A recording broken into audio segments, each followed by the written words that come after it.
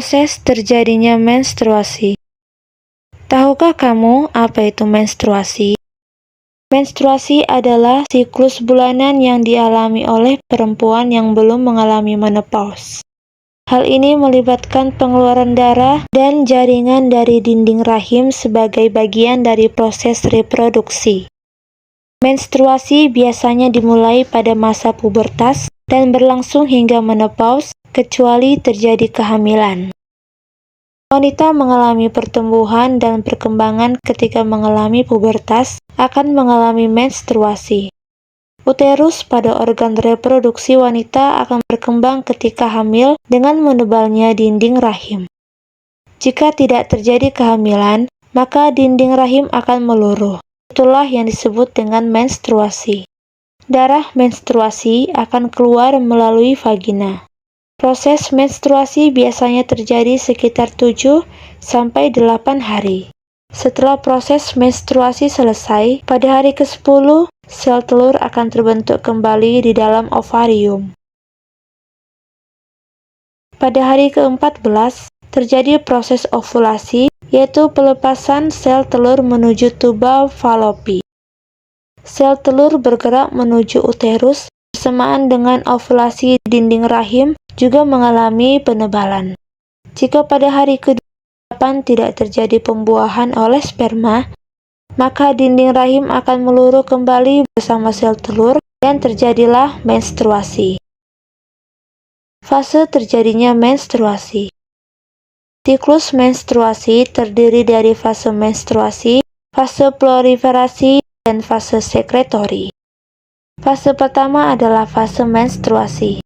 Pada fase ini, hormon FSH atau Follicle Stimulating Hormone memicu perkembangnya folikel dalam ovarium. Hormon FSH adalah hormon yang dihasilkan oleh kelenjar pituitari atau hipofisis. Kelenjar tersebut terletak di otak bagian depan. Pada fase ini, dinding rahim luruh dan seorang perempuan mengalami menstruasi. Pada awal perkembangannya, folikel menghasilkan hormon estrogen dan hormon progesteron. Kedua hormon ini akan memicu dinding rahim untuk menebal. Pada saat ini, dinding rahim sedang mengalami fase proliferasi.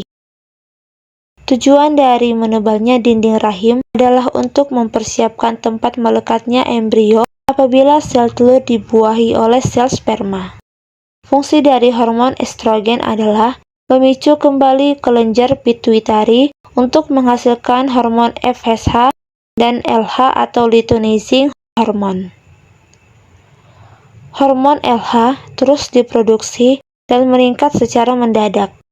Peningkatan hormon LH ini akan memicu pengeluaran sel telur dari folikel yang telah matang. Proses ini disebut ovulasi.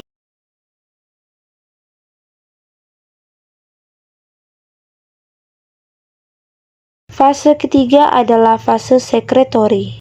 Folikel yang telah melepaskan sel telur akan berubah menjadi corpus luteum. Sel telur yang telah diovulasikan akan ditangkap oleh fimbriae dan akan bergerak menuju tuba Fallopi. Jika pada saat itu sel telur tidak dibuahi oleh sel sperma atau tidak terjadi fertilisasi, maka akan dikirimkan sinyal tertentu pada corpus luteum untuk tidak memproduksi hormon estrogen dan progesteron lagi. Dengan demikian, pada fase ini, jumlah hormon estrogen dan progesteron pada perempuan menjadi rendah. Rendahnya hormon estrogen dan progesteron ini menyebabkan jaringan penyusun dinding rahim rusak dan pembuluh darah pada dinding rahim pecah, sehingga perempuan akan mengalami menstruasi.